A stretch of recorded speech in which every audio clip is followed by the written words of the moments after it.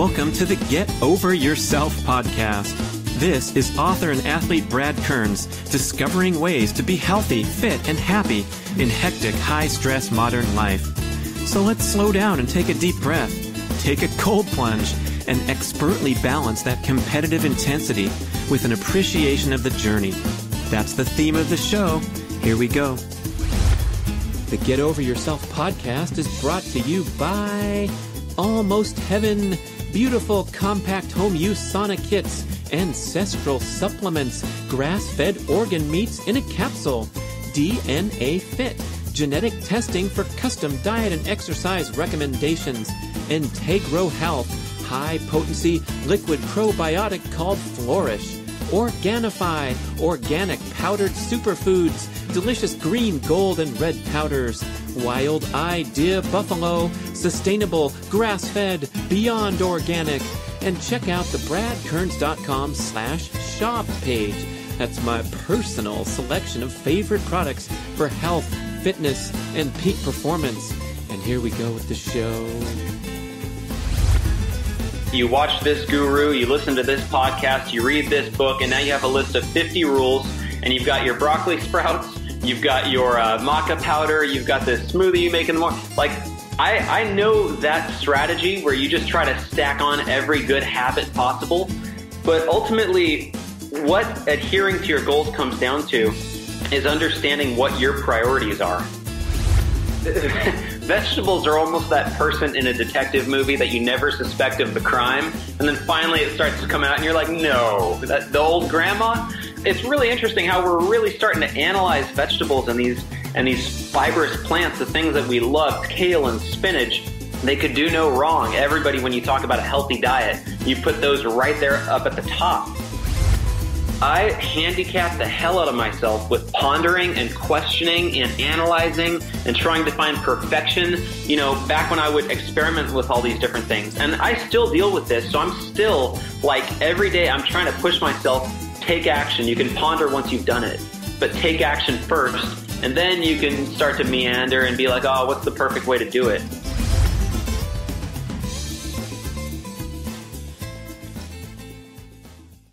Here's a wild idea. How about eating some good, clean, delicious, sustainably raised meat instead of the nasty, trashy feedlot animals, the vast majority of our meat consumption? No wonder there's vegetarians and vegans out there. But look, Wild Idea Buffalo is 100% grass-fed and finished meat. They roam on the open range as they have been for 130,000 years.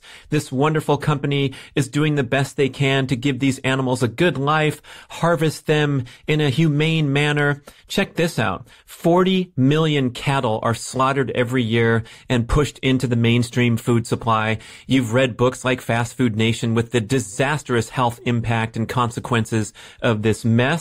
And then, by contrast, 60,000 buffalo a year are harvested. Much more nutritional value, much better feeling deep inside when you order quality meat. Go to wildidea.com, order direct. They'll ship it to your house. It's delicious. You'll be a convert right away. There's nothing in the world like Buffalo Burger. Fantastic. Try it. Hey folks, it's time to check in again with my main man, William Shewfelt, the rising star in the health and fitness and carnivore diet scene. We had a great show with him talking about his intentional lifestyle focus, motivation, goal setting, getting your priorities straight, finding an anchor. In his case, his anchor is getting up every morning at 4:30 a.m. Oh man, that one opens up a can of worms for me. What is that important balance point between, of course, getting enough sleep, acknowledging that, but the balance between having that great discipline and work ethic and then nurturing and taking care of yourself and maybe being a little bit of a wimpy side. So we do a whole breather show on that topic of waking up early, but we get into the carnivore diet in this show. Increasingly interesting, fascinating, compelling. I pride myself on having an open mind and constantly examining fixed, rigid beliefs, trying to be more open-minded. How about you? Would you agree that's a good idea?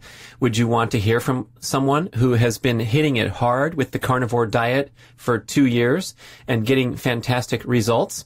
And the gentleman we refer to in our conversation a lot is Dr. Paul Saladino, Saladino. He appeared on William's podcast that he does with Chris Bell, noted documentary filmmaker, called Better, Stronger, Faster. Go listen to the show there. I did a great show with those guys too, so definitely pick out that channel, Better, Stronger, Faster. And Dr. Saladino was also on Ben Greenfield's show and sounded like, in the span of an hour, however long, made a believer out of Ben Greenfield. Very knowledgeable and practiced person here in the health and fitness scene. So I am definitely paying more and more attention to this carnivore diet scene. It is the real deal, and there are some very compelling and interesting arguments. Like, what if someone told you that vegetables might not be good for you, might cause an autoimmune disturbance, and that all we need to eat really we get from the animal kingdom, and especially the most nutrient-dense items? And William talks about his hand-picked, carefully structured, well-formulated carnivore diet. I think you're going to really enjoy this show. It's very thought-provoking. Here we go with William Shewfelt on motivation, peak performance, goal setting, and the carnivore diet. Hey, William, how are you, man? Hey, I'm doing pretty good. You got a nice setup there. I finally got a background going with a little bit of Tiger Woods. That was a joke art my friend did a long time ago when all the girls came forward. You could see girls like embedded into his clothing. It was a beautiful, beautiful artwork. But yeah, I got a light too. What a comeback story that guy. Oh my God, it's the greatest comeback of all time. It's incredible. Yeah, I mean, I thought he was the greatest athlete of all time all along, but I mean, this is something I never even. I kind of gave up on him when he was pulled over in 2017, full of like a zillion different drugs. I'm like, all right, this dude's. I just hope he has a nice, healthy life again. Yeah, here he is winning. It's amazing. You think he's the greatest athlete of all time in any sport? Yeah, there's. I think Usain Bolt is right there. Okay. Tiger, just because of what they did. Usain Bolt, I mean, really, when you think about all the sports and like access to them and who you're competing against, you know, Tom Brady's the greatest quarterback. You know what? There's not too many quarterbacks, right? There's only 100 and something in the NFL, and that's great what he's done. But like when you think about every kid on this planet has raced a foot race in their life, in Africa, in frickin' Antarctica, you know, Poland, Canada, Australia, Japan. So we've found the fastest human for sure, and that's the most competitive event. What? Why is Tiger on the list then? Because not that many people play golf. Yeah, I think just his level of athletic domination and what he's done against, you know, in an individual sport, like to go out there and win against 156 guys. It's not like the Chicago Bulls just beat the Jazz and Michael Jordan's the greatest. I mean, you know, the U.S. Open golf tournament, it really is open. The word open means that anyone can qualify. And so there's actually 9,000 guys that tee it up at all these little events around the country. There's probably one in Ripon at Spring Creek, man. And they'll have like, you know, 100 of the best local guys, and like one or two will make it to regionals. And then at regionals, you know, 12 make it to sectionals. And so there's guys in the U.S. Open that made their way there. So it really is open in that sense. But just, you know. That makes a lot of sense to me now, because I would have said, why not Michael Jordan up there, guys like that. But I see what you mean, like the biggest pool possible, and they're the biggest fish in that pond. Yeah, and that's only one part of it. I mean, just, you know, overall, the guys that are at the top of their game in any sport are amazing. But I think what Tiger did when he came in and just stormed the scene and transformed the sport and just kept winning at a rate that, you know, it's just unreal what he did and back in the day, and, you know, coming back too. I mean, no athlete's ever come back from anything close, really. Yeah, man, that guy, like, rock bottom. I was about as bad as I could get. Yeah, rock bottom in life, and then rock bottom with his body too. I mean, that's fine. He had to go get on the tabloids, but that's 5 back surgeries and whatever. That's a whole nother deal there. you don't think of golf being like a gritty, like, sport that's going to test your humanity. But in his case, it absolutely is. Yeah, and I mean it's a tough battle mentally. You saw those guys cave under pressure, hit the ball in the water and all that. I mean, it takes quite a mind and an athletic focus to to perform out there. It's an amazing athletic event. There's so many lessons to be learned from that. Even just the focus aspect of it, under that amount of pressure, he has a mental edge that so many of the other guys don't have. Yeah, and like, what is it? What is it? It's hard because the guy has never said shit his entire life that's really revealing or vulnerable, which is fine. He's got his way.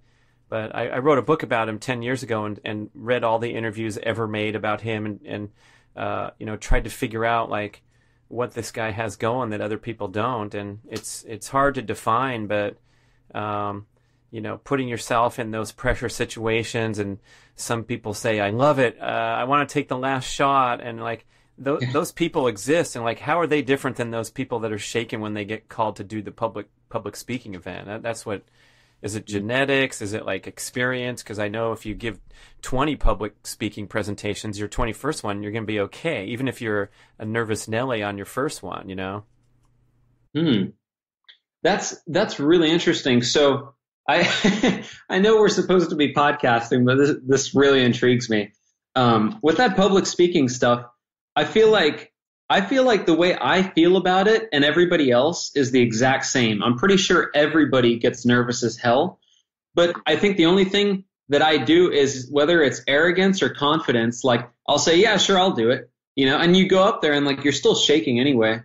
Like the Paleo Effect's coming up this weekend. I'm speaking at that. I'm nervous about it. Like I'm nervous about everything I've ever spoken at. But once I'm up there, the preparation takes over. You kind of relax. You feed off the audience. I've never not been nervous for a public speaking thing, though.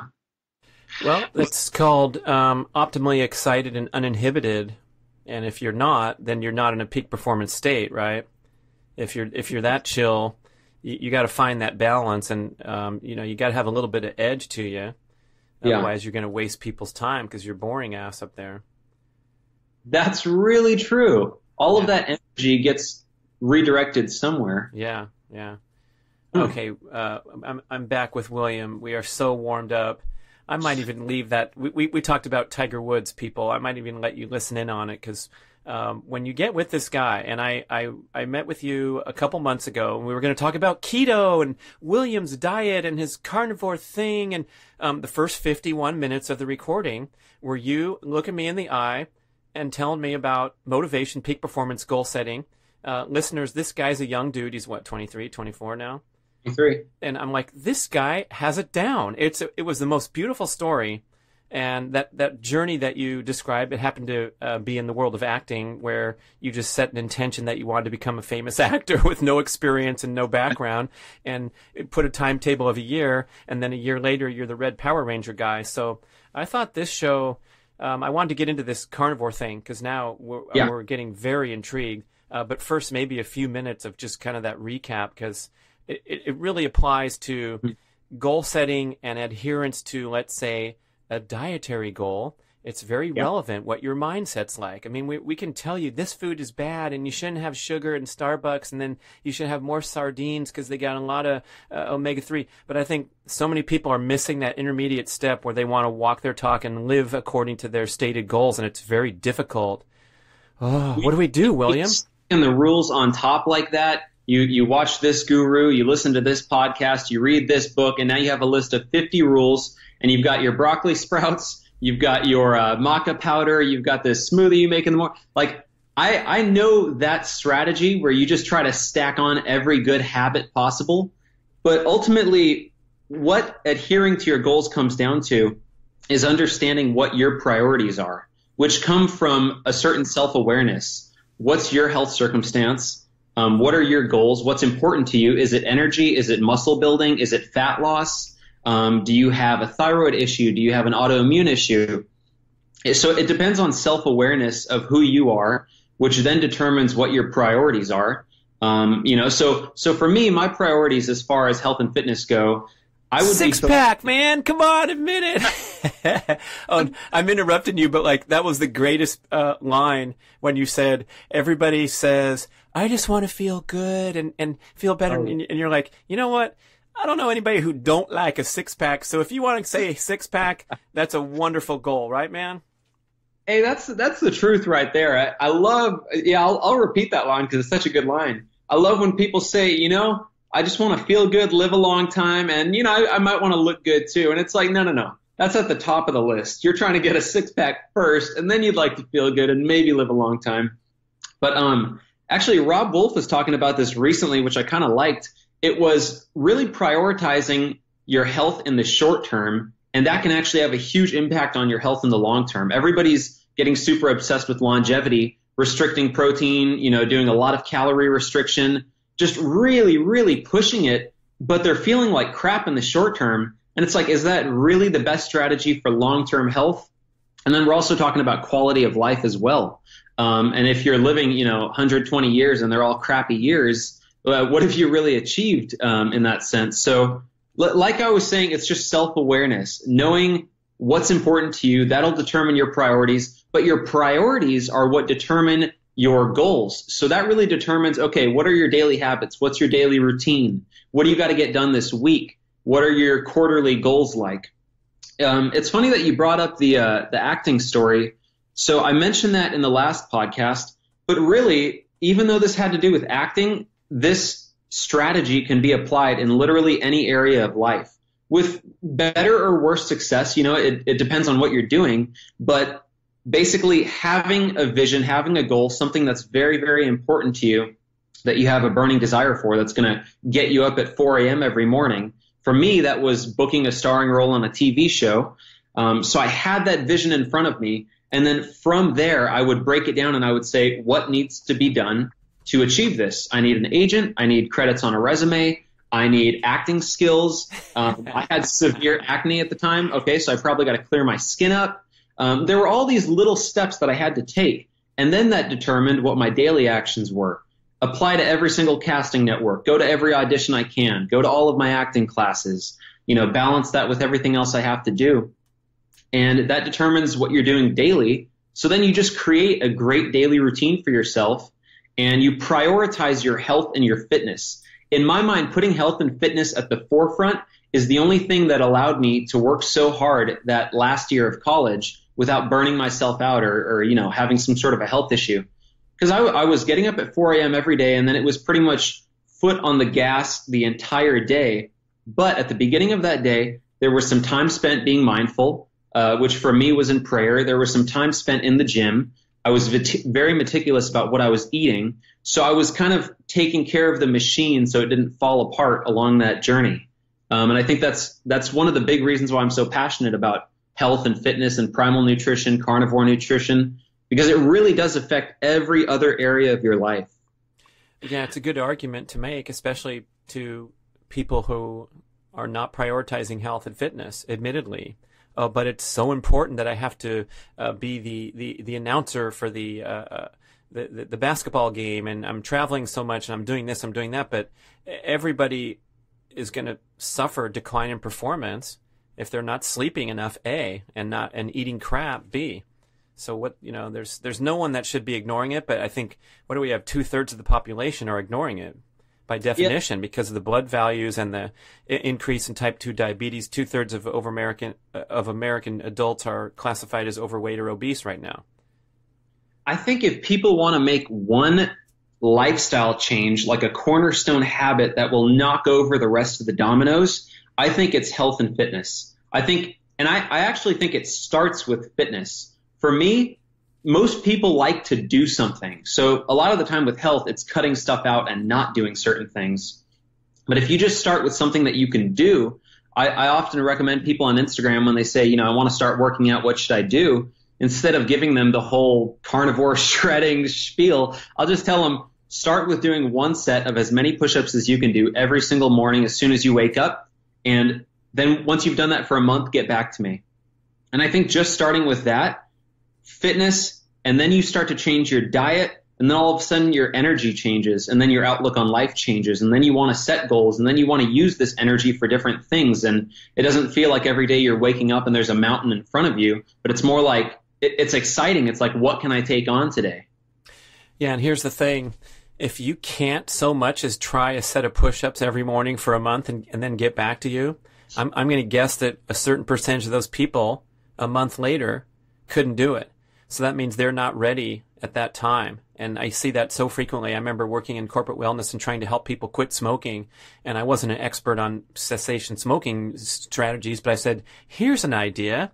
Send me an email every time you're going to go have a cigarette so you can bring some mindfulness into your bad habit that's so reactive and all that. Can you do that? Yes or no? Oh, for sure. Are you joking? That's so silly. I'm like, please take this seriously and promise to send me an email every time you go smoke. Okay, thank you for the meeting. Goodbye. It was a consultation. They're off and running. My email inbox is full, man, but it ain't coming from them and doesn't say I'm about to smoke. And so a week later, you see them in the hall or you have your next consultation. Hey, what about, oh, yeah, I'm sorry about that. I forgot. I spaced. Therefore, you're still addicted to smoking. So these steps, that first step out of the gate to commit to something, I think is the huge one. And then we have people committing to too much. So, oh yeah, I went to the gym. I bought a 12-pack with a trainer for $287, and boy, you could easily slip out of that 12 badass workouts that make you sore and tired. But can you commit to doing a set of push-ups every morning? I love that. I love the idea of what you just said. You have to commit to something. I think that there's so many things that people want to commit to, and it's like the whole New Year's resolution mentality where you set yourself 50 new goals and you buy the workout gear and the membership, and you think that spending a certain amount of money will give you buyer's remorse. So, you're going to go to the gym for sure because I spent $100 on clothes, and then it doesn't happen after a while. I think it's literally as simple as finding an anchor for yourself. So what's the one thing that no matter what you can base the rest of your life around? For me personally, I like to do that around a wake-up time because that I've found has been the one thing that allows me to get the most done every day, and I can structure my day around it, and schedule what needs to happen based off of that. For some people, it is, it might be going to the gym at a certain time. It might be their diet. People can have different anchors. Like for me, diet is not an anchor. Every couple weeks, I'll go out for a cheat meal with Chelsea, which is a great way to start off the Primal Blueprint podcast right now. I'm telling people that I'll have a cheat meal. Search YouTube for Cheating with Chelsea. Dun, dun, dun, dun, dun, dun, dun. I love the music in the background. Dun, dun, dun. Here they are at the donut shop. Dun, dun, dun, dun, dun.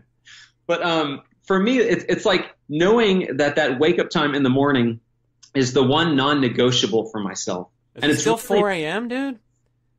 For me, it's 4:30. Oh, son, that's big time. Let's listeners, let's check back with William when he's 54 years old. No joke, but yeah, I want to know more about that because you need your sleep. So I assume you're going to bed on time. Is it difficult to get up? Do you feel like you've trained this into habit now, where it's easier? Do you recommend it for everybody, etc.?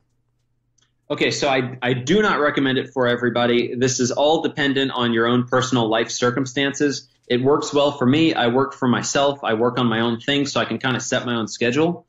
It works really well for me. In terms of sleep protocol, my goal is to get 7 hours of sleep every night. So I'm trying to go to bed 9 or 9:30. Occasionally it's 10. Occasionally it's, I might only get 3 or 4 hours of sleep every now and then. That kind of just depends on what I'm working on, what I'm doing, if I'm traveling. This upcoming week, I'll be flying out to Austin, Texas at midnight. So that's going to be a weird sleep night. But the next day, that's my non-negotiable. It's still getting up at the same time, Austin time, whatever that's going to be. But it's still getting up at the same time because I have to pick one thing that, no matter what, Will, you're going to do this thing. And then I have faith in myself. I have trust in myself because I know that I'm not going to cheat myself on that. So that's the thing about the push-ups. That's the thing about smoking cessation. It's like those mornings when I get 3 or 4 hours of sleep and I get up at 4:30, and any reasonable person would say, shouldn't you probably get more sleep? It's actually, I believe, in the long term better for me to stick to my habit and to suffer through the short-term tiredness of that day rather than abandon my habit, and then I feel like I'm floundering around at sea. So if I can average 7 to 8 hours a night of sleep on most days, and then occasionally I'll have some crappy nights, that's okay with me. But I really, really believe in sticking that out. Whew. And what about, do you give yourself a nap if you're dragging ass on a particular day? Or I would rather wake up at the same time and then take a nap later than just sleep through that. Now, as far as circadian rhythms go, yes, it's probably better to have one long sleep. But for me, I got to get up at that time, and I have to start doing my daily routine just to give myself that step forward every day. It's like that journey of 1,000 miles starts with a single step. I need to take that step forward every day. And then if I'm crashing at 2 or 3 p.m. and I'm just not being focused, then sure, I'll take a nap. I'll take like a 30-minute nap, maybe an hour nap. But I don't like to skimp on that daily routine. Well, now we're getting heavy, listener. We're about to slap you in the face a little bit here, and I told you off recording about my recent dietary journey and how you got me kind of recalibrated and refocused because I allowed myself to have more and more freedom and lack of discipline or lack of restriction. Because I feel great. I didn't have big body fat concerns. My blood work's fine. I'm trying to perform and recover from athletic events. I'm, banking hours and months in strict keto, and then compare and contrast to having increased carb intake, increased caloric intake. But as you get down this slippery slope, I woke up one day and I realized, wow, I'm a lazy, undisciplined fat ass. I actually put on, I think, several pounds of body fat from the looks of it. And it was from enjoying these evening popcorn binges and eating a lot of dark chocolate because I love dark chocolate. But when it's unregulated and there's no boundaries or restrictions, as there are when you say, I'm trying carnivore, I'm trying keto, I'm ditching grain sugars and refined oils when I go into primal paleo. Of course, I'm not in that camp, so I'm still eating healthy, nutritious foods. But the time of day is open season for me in this, recent phase. So I find myself eating early in the morning instead of waiting until midday, which was my historic pattern for many years prior to that. And it was a really interesting journey and experience to reflect upon and realize where we want to have personal freedom. Maybe the listener is now disagreeing with Will saying that you should get up at 4:30 every day, and they make their own judgment saying, nah, that's bullshit. Sleep is number one. Matthew Walker just said so on a podcast. But listen, if we continue to verbalize these rationalizations and cop-outs, we are heading down a disastrous path, which we wake up to at whatever age and realize that we're not living the life of our dreams. And why did this happen? It's because you compromise again, you compromise again. So I'm reporting back to the listeners that, I just, for the heck of it, just rolled the dice and threw something out there and said, you know what? Maybe I won't eat any calories until 12 noon and launch a new experiment that I'm now 5 weeks into. I don't feel more energy or fantastically better or my blood values. It's just something that I'm doing mainly for the psychological aspects and getting back on track to where I have an intentional life, just like my morning cold plunge, which I'm such a huge fan of. And the representation, I know I'm getting a hormonal benefit jumping in the tub, but also representing to the world, because I'm saying it to the public, putting it on Instagram. I jump in a freaking freezing cold water every morning without a second thought. And that feels good to me, to be that guy that's saying I'm committing to something. And then I'm going to tee you up here with my final comment is like, hopefully this will translate or correlate to me being more disciplined with the use of my email inbox while I'm trying to focus on a peak performance task. And that's the challenge that you're talking about, creating leverage and having an anchor point. That's a great word. That is a huge ass deal. So if you declare that it's important to you to wake up at 4:30, there's a lot of downstream effects to that. And you get to have a nap anyway. That's the thing, though, that is what allows me to do everything else. I'm sure a million people use this quote, but I heard it from Stan Efferding, which is compliance is the science. And the way I usually put that for myself is consistency is king. And a lot of people also like to say this thing, the best diet is the one you'll stick to, which I think that's a little too far, because what if you're good at sticking to the standard American diet? But the thing is, like, you have to stick to these goals once you set them. So what you're saying with, now you're 5 weeks into not having any calories until noon, and also these cold plunges in the morning. To me, in the short term, it doesn't matter so much if my energy is not as great now, or, I feel super cold in the morning when I do that, or whatever it happens to be. Even if it sucks, because you've told yourself you're going to do it, do it. And then, you gather data after the experiment. You say, okay, I'm going to change this, or I didn't like this, but at least I did, whatever amount of time I said I was going to do. And now you can take that and you can go do other things. But like, man, that's one thing that I'm just going to share my personal experience with this. I handicapped the hell out of myself with pondering and questioning and analyzing and trying to find perfection, back when I would experiment with all these different things. And I still deal with this. So I'm still, like, every day I'm trying to push myself, take action. You can ponder once you've done it, but take action first. And then you can start to meander and be like, oh, what's the perfect way to do it? But stopping yourself in the middle and saying, oh, this isn't perfect, let me just say screw it and let me go listen to 10 more podcasts and look for the perfect way, it's going to screw you up. You keep stop, start, and you never get anything done. So just something that I remind myself, and, to all of the listeners, I struggle with this absolutely. So I'm always reminding myself as a mantra, take action now, action over pondering. Don't ponder, don't stop yourself. You can figure it out after you've done it. That's something that's been really, really helpful to me, just in terms of consistency and like compliance and execution.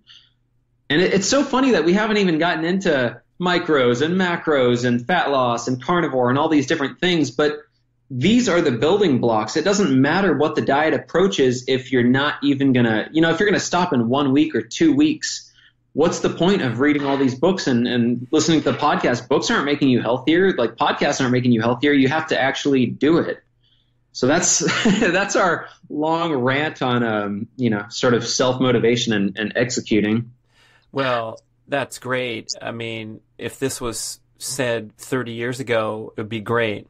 And now it's extremely critical, urgent, because we have this information overload lifestyle where we can sit in our head forevermore, and just analyze and process information and not do anything.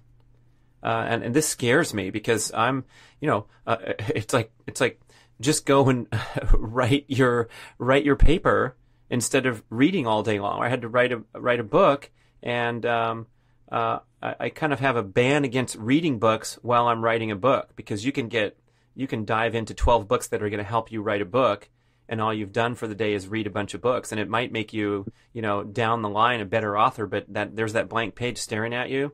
So I'm thinking of that example applied to what I'm doing with my day. But everyone has to relate to this example. It's really, really important, that taking action aspect of it, because it builds so much momentum. It's sort of a good way to it's almost like a compass. One thing that I use throughout the day that helps me out, and it might help out some of the people listening to this, is when you feel sort of a mental block around something and you're afraid to do something. Let's say it's honestly so simple some days. It's like, oh, I don't want to send that email, or I don't want to make this post, or I have to go get this content, or I have to, write a talk, or whatever it happens to be. And you're feeling a little bit of fear around it, and you're going to start doing some advanced procrastination where you reschedule it and you do some other work instead, and all these different things. That's the thing that you need to be doing. If that's what you're afraid of, that's what you need to be doing, simply to instill the habit of action. And that's really, really helped me out lately, especially with just tackling a bunch of different projects. And all of a sudden, days are more productive, because you're sort of just starting this snowball effect. And you get to the end of the day and you've gotten so much done simply by attacking the things that you would have rescheduled or reprioritized and done all that. So here we are, man. And this carnivore thing that you've been into for quite some time is picking up traction and getting a lot of attention. And I want to pride myself as being an open-minded person who will listen carefully and not have these beliefs overpowering the way that I live life. But I think most everybody who hears it dropped in an offhanded manner, just like keto, had to fight through a massive amount of misinformation, the medical community mischaracterizing it as ketoacidosis and dismissing it out of hand before even knowing the definition of the term. And it had to work hard to get up to a high-profile position in general life. And now here's Carnivore knocking on the door, and most people are immediately dismissive because it sounds so ridiculous. But then some of these experts, you and Bell on the podcast, man, going at it and talking real life stories, and then listening to Paul Saladino, who's very highly credible with his medical background, talking about us being obligatory gatherers rather than the assumption that we did this for health. So I want to tee you up a little bit and first talk about you could set the stage a little bit for what's going on and what's been your experience with this crazy carnivore diet thing. Yeah, it's so interesting to see how it's really taking shape right now. And there's sort of a wave going on with this that can't be denied. Who knows where it's going to go in the next couple of years? But some of the information that's coming out about the effects of sulforaphane on the body and these different plant anti-nutrients, and also probably the most powerful thing is the role that social media is having in really creating a cognitive shift with people. When you see somebody's transformation and you hear their story, but it's really seeing the pictures. When you see somebody who's been super obese, or they've had an autoimmune condition, or they've had skin issues, and then they post their pictures and then they tell their story. Yes, that's not technically evidence, but that anecdote, as far as mentally, it's so impactful. And I love seeing those. So I think that's probably what's really leading this wave. And then on top of the anecdotes, you're getting guys like Paul Saladino that are explaining so many things. Obviously, Sean Baker, who's always been a loud voice in the movement, and he's really promoted it heavily. So I'm really, really excited to see where it goes. For me and my experience with it, so I'm a little over a year. I'm probably a little over 2 years. I'm probably about 2 years and 2 months into this. I was coming off of the heels of keto when I did this. And when I started keto, I was coming off the heels of a 4-year stint as a card-carrying vegan, which didn't go too well for me. So I threw that card away. I went with the keto life. I loved keto. It was great for almost everything, but I just wasn't getting the athletic performance and the leanness that I wanted. So I wanted to have a lean, athletic physique, explosive, strong, powerful. I wasn't really getting that with keto. And I realized in hindsight, I was heavily restricting protein. And then it was also a very heavily plant-based keto approach. I still had a lot of, previous ideology around a plant-based diet. So I figured, I can bring that into what I'm doing with keto as long as I'm restricting the starches. So it was pretty good. I was probably 80% of the way there. And then I finally go on an experiment with carnivore. And when I started carnivore, it was just the difference was almost overnight. So my physique goals of, being super lean, shredded, being athletic, getting stronger in the gym, those started taking shape about a week after doing this, a week into this carnivore experiment. And then as I continued along, I wasn't actually training for strength. I was training more for muscle mass. I was doing hypertrophy training. But every now and then I would test my max numbers, and suddenly I was stronger than when I had been powerlifting and training for strength. So that was another crazy effect for me. My muscles had kind of recomped in a way where I got stronger without actually training for strength. Mentally, I was great. Wasn't really dealing with any of the anxiety that I was having, especially as a vegan. But I also had a little bit of anxiety when I was on keto. So with carnivore, I noticed a huge mental benefit as far as anxiety goes. But really, I just had nothing I could complain about. I think the way I was doing carnivore, though, was very different than what people were doing at the time. So everyone was very into red meat and water, or steak and water. But I always like to include a full spectrum of animal food. So I was doing red meat. That was kind of the foundation of it, along with pasture-raised eggs, along with wild-caught seafood, some oysters in there. And at the time, I was also doing a lot of cottage cheese and Greek yogurt. So I kind of had, this big spectrum of animal foods that I was eating, doing my fasting, doing my training every day, and I felt fantastic. There's a few things that I've changed now to really optimize it, and I'd love to get into those. But I do think that there are certain keys to carnivore. If you want to try this carnivore thing, There are certain boxes that I think most people should try to check off just to make sure they're getting in good nutrient density and high-quality animal foods. What do you think the reduction in anxiety symptoms between keto and carnivore? We can probably guess between vegan and keto because all of a sudden you're nourishing your body, your brain's getting nutrient-dense foods. But what do you think that shift is attributed to? Offhand, I would guess possibly I was having maybe too much of these plant anti-nutrients. I don't know if it's lectins, salicylates. I don't know if it's I really don't know. I don't have that expertise to say. That was just sort of it's like a subjective experience that I had where I realized I wasn't getting as anxious throughout the day, and I kind of felt just more mental stability. So that's really something I can't say. I have no idea why it was. Well, talk about the objections to plant-based diet. This is such a shocking revelation where some of this stuff is actually potentially causing problems in the body. I mean, wherever you stand on the side of the debate, we can ascertain for sure that people have had dramatic health transformations from eliminating healthy vegetables and fruits. So what's the scene going on there? What are these things that are taking hold of our autoimmune function and stuff? Yeah, so one of the interesting things that's been brought up by people like Dr. Saladino is really the immunological effects of these plant anti-nutrients and what they can do to your body, especially in a compromised immune state. So if you have autoimmune issues, consuming those plant anti-nutrients, these natural toxins that are meant to ward off insects and things like that, naturally it wouldn't have much of an effect on us if you have a perfectly healthy immune system. But if you have a compromised immune system, it's going to have a bigger, more amplified impact on your overall health. Who knows how that can express itself? Maybe it'll be like acne, the way that I used to have. It might be something more serious. You might have lupus. You might have vitiligo, which is something my mom deals with.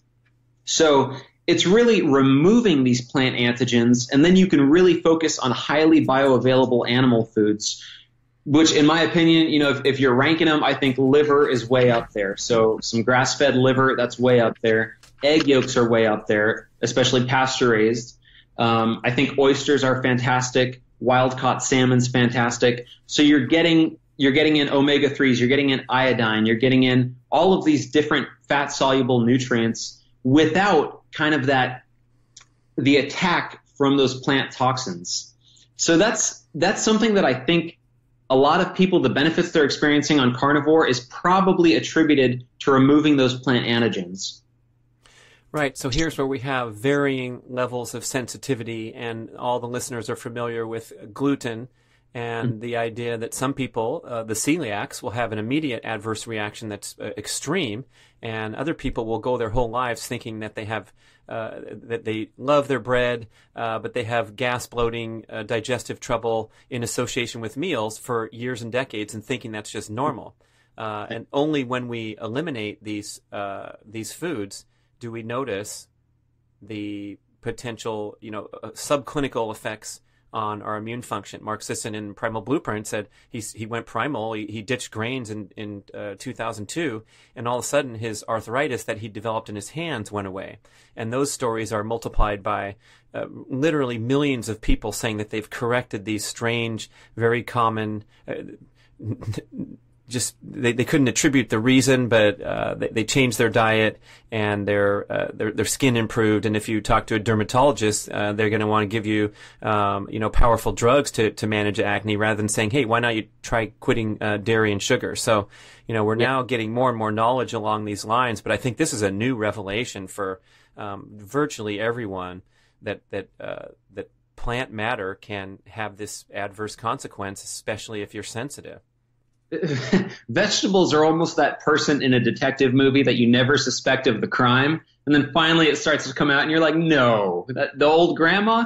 But it's really interesting how we're really starting to analyze vegetables and these fibrous plants, the things that we loved, kale and spinach. They could do no wrong. Everybody, when you talk about a healthy diet, you put those right there up at the top. Yes, we all agree on that.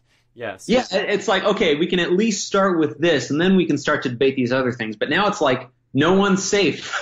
We're even looking at the vegetables. Well, remember when you said broccoli sprouts earlier, which if you haven't heard this craze, people it's being found to have these incredible health and antioxidant benefits. It's like a superfood to the extreme. And I think Ben Greenfield was talking to Dr. Saladino, and he said, so the 2 kilos of broccoli sprouts I have in my freezer aren't good. He goes, not only aren't they good, he goes, those are so concentrated and have such high levels of the anti-nutrients because the seed is the thing that the plant protects more than anything. So you're thinking you're eating the best part of the plant, but you're arguably, again, we're having an open conversation here. I want listeners to just absorb this information and maybe open your mind a little bit to what's going on in there, and especially doing some experimentation. But that was pretty heavy revelation for, I've been studying and in this nutrition world for a long time, and some guys saying that superfoods are the very worst thing you can get. Then you start crying at the end of the show. I'm like, what do I believe now? Where do I head from here? To the sardine cans. How do you define optimal health? And a lot of the time, these so-called superfoods are defined by these oftentimes kind of arbitrary figures like your ORAC score with antioxidants and things like that. But how do you know that this oxidative theory of aging, where you want to, keep oxidative stress to a minimum, how do you know that that's necessarily going to be achieved by eating dark leafy greens and these different foods? So in an actual experience setting where people try these things, a lot of the time it doesn't so much match up to this theory that's being put forth. And that's where carnivore is like, it's just mind-boggling, because this is literally the worst diet you can imagine according to, if it's your Harvard Board of Health, talking to any of those guys, World Health Organization, this is probably the diet that's going to make you drop dead in a year, but everybody seems to be getting better with it. So I don't claim to have the answers for why that's happening. I think there are a lot of other people that can explain it better. One of the things that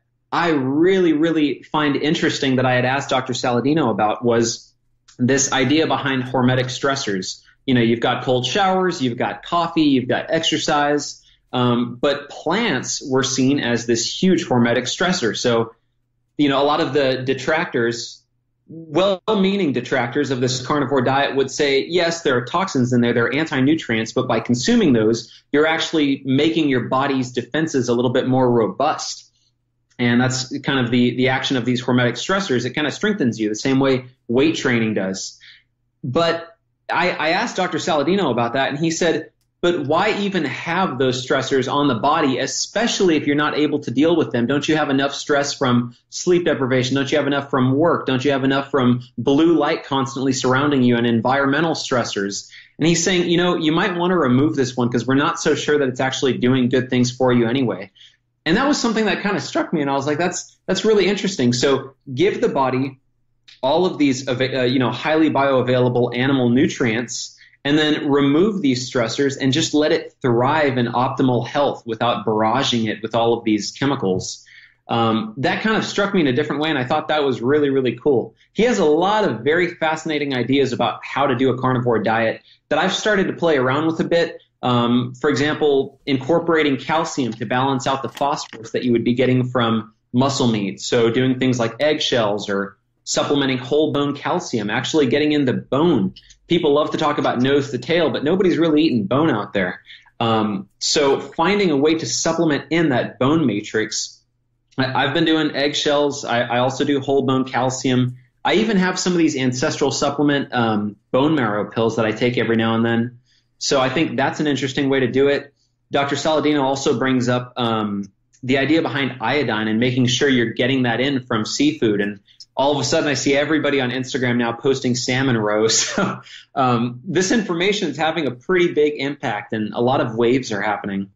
Yeah, I think we can make some good assumptions as we progress down the free thinking path, and you can't dispute the nutrient density of these animal foods. Liver, salmon roe is oftentimes credited as being the single most nutritious food on the planet. If you had to choose one going out to your desert island, you could do salmon roe and look pretty good. And I also like the contention that we know that our body makes antioxidants internally. glutathione being the superstar, very powerful antioxidant that we make in our cells, not having to get it from our blueberries or our acai bowls. And so if you're in this nutrient-dense diet, but you've eliminated what we call the high antioxidant foods, the vegetables, the fruits, the doctor comes with some compelling information saying, oh, you're just going to upregulate your own internal antioxidant production. And we can all agree that this happens because in fasting, we know this to be true, that when you're not eating food, your immune function improves dramatically. Your metabolic function is most efficient. The process of autophagy and apoptosis, that's the cleaning house of damaged cells, dysfunctional cells, everything is upregulated when we're fasting. So we are in our healthiest state when we're fasted. I don't think anyone can dispute that, right? So now we got to go take a step down and say, well, when we're keto, we're not producing a lot of insulin, so we're minimizing insulin just like when we're in a fasted state, and therefore these benefits accrue. And now when we're talking carnivore, there's an argument that this anti-nutrient exposure, especially as you're sensitive, and possibly especially when you've been banging sugar and bread along with your kale and your smoothies and all those things, that could be the representation between pushing you over the edge, where you're just getting too much stuff in there and you're getting autoimmune conditions from diet. Yeah, that's one of the ways I like Dr. Ted Naiman puts this is he says if you send somebody out into the forest with just a spear and a loincloth, they're not going to be eating too many plants. For one, you've got to figure out which are poisonous. And then the other thing is you're not getting many calories from it anyway. And then the other thing about that is a lot of the plants that people are eating nowadays, these were kind of selectively cultivated through the agricultural revolution. And I think a lot of them come from this brassica plant, which is it's like a mustard plant. I'm forgetting exactly the name of it right now, but they're kind of all variations of this one parent plant. So a lot of the wild plants that we would have eaten back in the day, which may have been more fibrous, would have had less carbohydrate, might have had a different nutrient profile, we don't really have access to those anymore. So, geez, I mean, look at these strawberries you buy at Costco at December, the gigantic, highly cultivated, oversweetened, nutrient deficient, lower antioxidant than the wild stuff you find on the roadside in the Pacific Northwest in the summer. So we also will open up the discussion here to, your awesome veggie plant-based diet. A lot of that stuff could be considered, you could heavily critique that you're hitting this stuff hard in the middle of winter when, we're not historically adapted to eat fruit. And then I'll set you up on the other side too, because you're talking about, carnivore started with the bodybuilders, the Bell brothers 20 years ago were doing it to get cut up, and they were eating steak, more steak, and it was the cheap steak that's coming from CAFO feed operations, which we can all probably criticize very well. But now, as you get more refined and sophisticated, you mentioned your big three were the pastured eggs, the quality grass-fed red meat, and then the wild-caught fish. So you're getting rid of some objections out of the gate when you're talking about the best food you can find in that category. Oh, man, we're getting into some really interesting stuff now. Okay, so I got to remember that bodybuilding part because I want to get back to that. But if we're talking about food quality, another thing people bring up is the environmental impact. There's a lot of interesting work coming out about possible benefits to the environment through having these properly raised animals. So, oh, man, listen to this guy. Flip a lot of those arguments on their head, but I don't want to delve into that because I'm the wrong guy. But I just want to bring that up. Put it out there, man. Float it out there into the space. Yeah. Somebody smarter than me will explain it. So we're talking about food quality. I wrote down the foods that I eat just so people can have a real idea of what somebody doing carnivore is actually eating. So typical day of eating for me, I eat like this basically 98% of the time. The other 2% is those random occasions where Chelsea and I go out. So what I'm eating most of the time is beef, eggs. I'll do some bacon occasionally, oysters, salmon, mussels, liver. I supplement whole bone calcium. Sometimes I'll do eggshell powder. Pretty easy to make if you boil eggs. I do some collagen hydrolysate. So I just put that in water. You just stir it up, drink that. Magnesium, so that's magnesium citrate. I like the Natural Calm brand. I do pink salt, so I really like Redmond's Real Salt. I'm just shouting out all the brands today. I do occasionally incorporate herbs and spices because I haven't found that they really have a negative health impact on me. So I'm going off of my own experience with this. and any, religious carnivores out there who are about to kick me off the team, go based on how you're feeling. So this is your body. Adjust things according to the way you feel. As snacks, I usually just do hard-boiled eggs as snacks. I'll just put some salt on that and eat that. And then the only plants that I'm eating, I will occasionally, rarely eat some berries. I don't really touch any vegetables. And then I also do like to have some coffee. So that's pretty much my menu right there. And that's evolved from your starting point at Carnivore a couple of years ago? It has evolved from the starting point of Carnivore, especially the inclusion of calcium. So there was no real calcium source, and it's interesting to see what balancing out phosphorus with calcium does. And actually, with this whole bone calcium, there's a lot of boron in there, which there's some evidence coming out that might actually increase your testosterone. Dr. Saladino had some crazy blood work numbers when he got his testosterone checked after incorporating bone meal, and I think his test shot up to like 900. So that's fantastic. So there's that. I had no collagen in the beginning, so unless I ate a New York strip every now and then, I wasn't really getting in any collagen. Now I like to include that collagen to balance out methionine.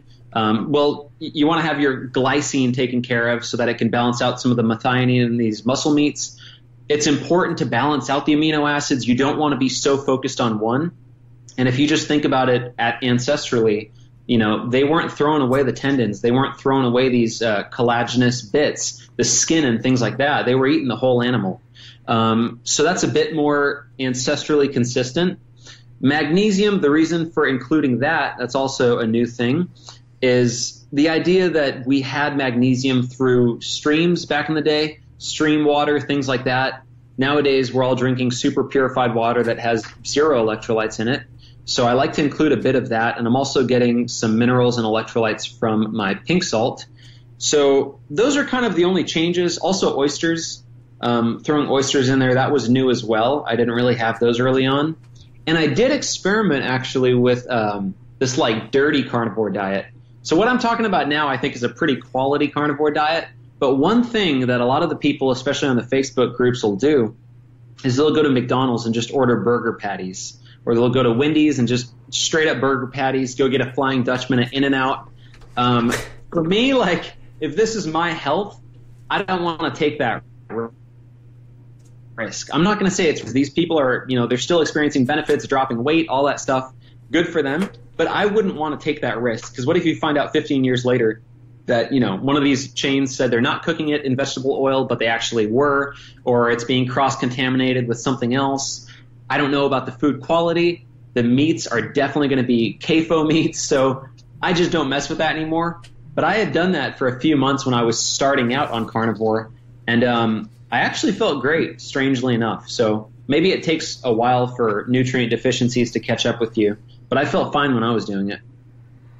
Well, you're making progress in a forward manner, so even when someone says, I'm getting off this crazy junk food diet and I'm going to go vegan, well, guess what? They're going to check like 11 of the 17 boxes and make great improvements from having Slurpees and slushies and Twinkies and a bowl of cereal.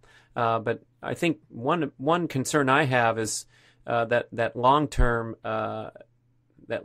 view as well, where, I mean, this is, I shouldn't be criticizing, but you hear ex-vegans, they're a vocal section of the crowd where they felt great for a year or 2 years, and then their teeth started falling out, or they started to have concerns. And I think you were telling me over email that there's some science showing that like for 15 or 20% of the population that has the right genetic profile, a vegan type diet is going to work really well. They're not going to have that anti-nutrient concern. They're going to pull all they need. And so I think we probably have some genetic particulars where we might have to navigate to the optimal diet. Do you think that Carnivore is going to welcome this 33% of the population that's going to do fantastic, and another 33 is going to be okay, and a certain people might have some sort of trouble, or vice versa with the other diets? Is Carnivore going to welcome that? Probably not. Probably the shining lights of the carnivore movement will be understanding of that. I know that Dr. Baker says, people have to do what's best for them. And that's sort of the approach that I take as well. I don't have any political ideology around this. I don't, wag my finger at people that don't do it. So I've always thought that's weird that, people do that. But I think the important thing is for the public to know that carnivore is an option and it's a potentially healthy option, and that if they're feeling bad, they can actually try to remove some of those plants for a while, and they're not going to, immediately, their health isn't going to immediately take a turn for the worse. They can go 30 days and do a carnivore elimination diet, do it smart, use the high quality animals, incorporate the nutrient dense foods, experiment with it. And then, like we were talking about, you stick with it for 30 days, and then you make changes at the end. You liked it, you didn't like it. It was too expensive, it was perfect priced, or you just want to incorporate your vegetables back. And then through doing that, then you can actually start to figure out over time, and you're basically collecting data about yourself. Most people, I think, don't actually even get into that process of collecting data about what works best for their health. So that's probably the most important thing. But I have no issues with people, that thrive on a plant-based diet. I think that's fantastic. And if you look at centenarians and you look at people that live past 100, they tend to eat anything. So some of them will be eating canned soup every day. One of the ladies had literally been doing just about a carnivore diet. She was like 115, and I think she was eating a couple raw eggs a day, a few cooked eggs a day, and then some chicken every day. And I don't think I saw any plants in there. So she was carnivore. And then there's another guy who smokes cigars every day, and he's eating, tomato soup and milk and things like that. So genetic variability is super important. That anybody that thinks they can find the perfect diet and they're going to be a centenarian, there's more to it than that. Yeah, it's really tough to use those lines of argument because there's so many other variables. So these centenarians are probably smiling and enjoying a nice social environment at their meals and taking their time rather than wolfing stuff down on the go. There's no orthorexia probably in the centenarian community, right? The extra stress from a fixation on eating perfectly. And I guess it comes back to that personal experimentation, because maybe I could report that I'm feeling great on this brown rice restriction diet with tofu, but I don't know any better. Maybe there's more great beyond great. So I'm always looking to optimize and see if I can get an edge or a breakthrough, or at least mitigate if there's something that's dragging me down. And I got white flecks on my fingernails. Some people tell me that's a zinc deficiency. Other people say you must have hit something. I don't know which one's true, but you gotta be on that quest all the time. I think that's the thing I appreciate from you and other thought leaders, where you're just pushing the edges. Now this carnivore thing needs to be reckoned with, and it's because people went for it and tried something that was new and extreme.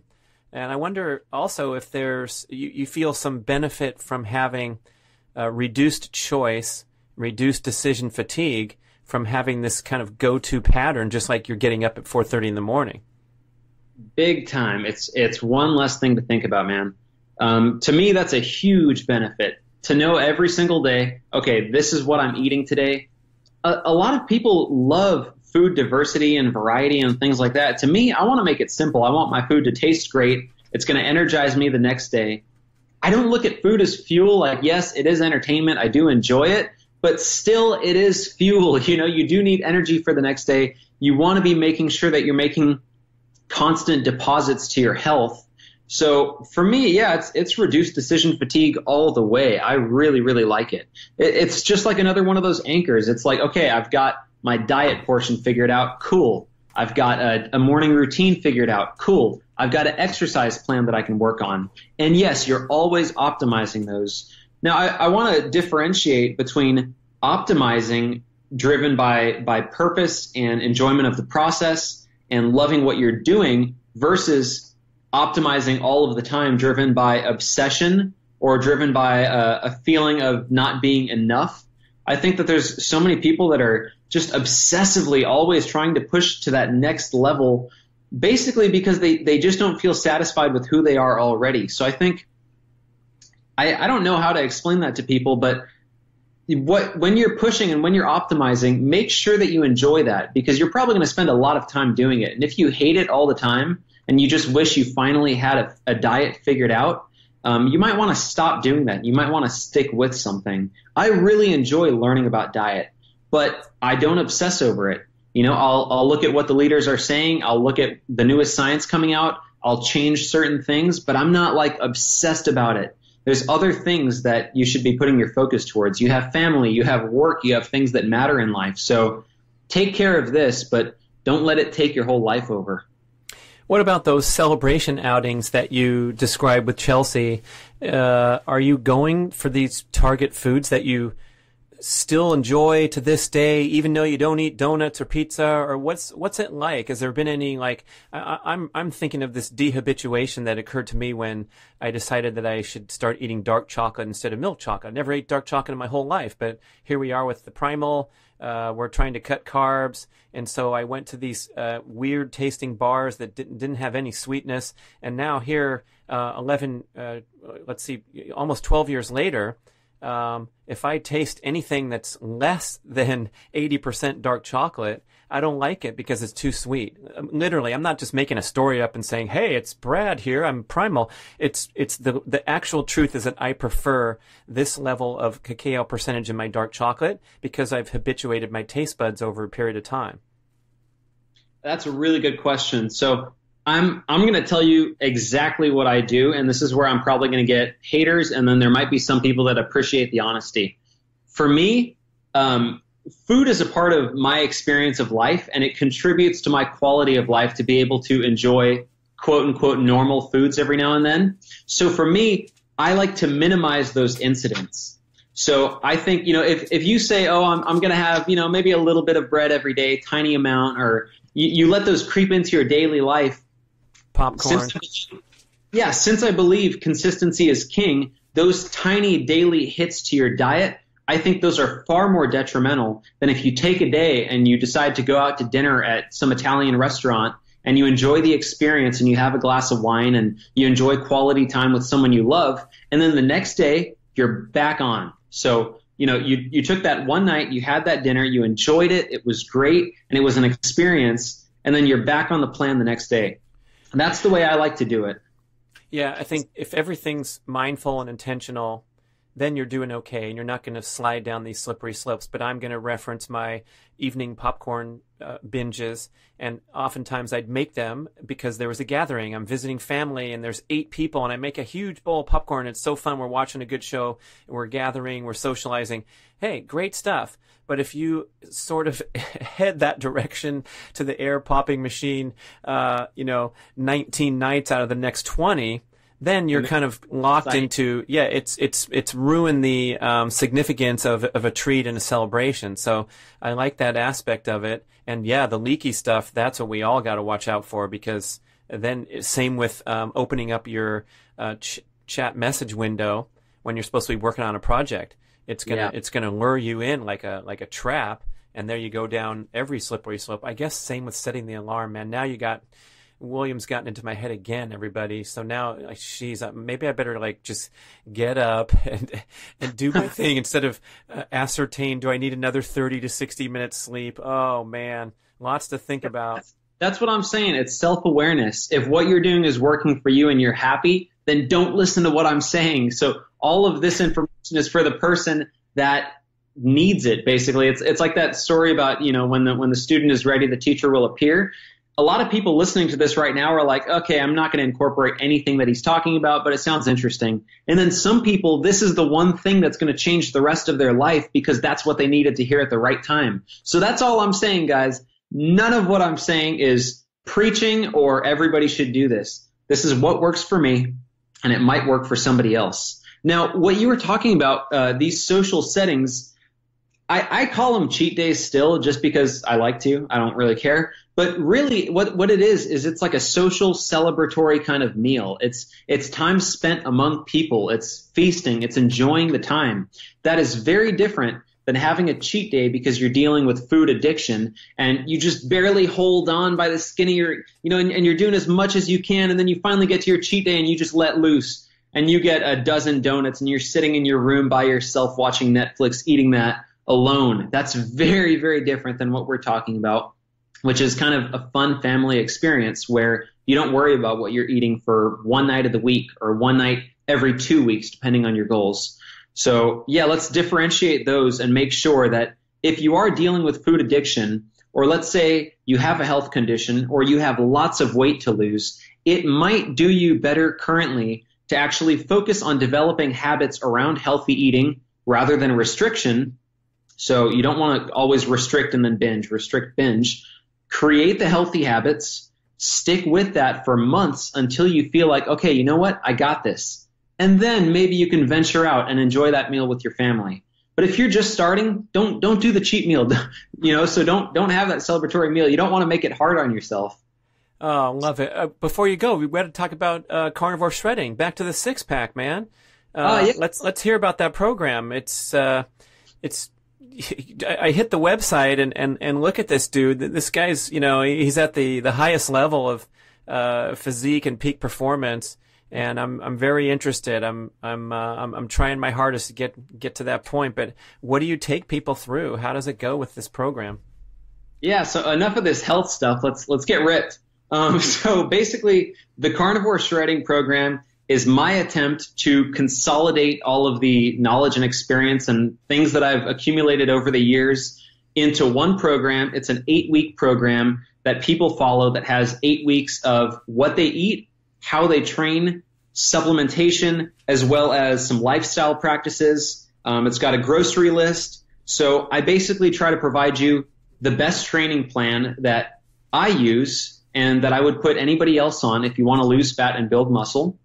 And the idea is to lose fat as fast as possible in 8 weeks in the healthiest manner possible while preserving the most muscle mass. So I don't want this to be like a crash diet where you go on a celery juice cleanse and then you lose all your muscle and you lose fat. This is trying to get you the best body composition in 8 weeks. So basically, you've got your macros. Those will be laid out for you, the kind of macronutrient breakdown. There's a grocery list.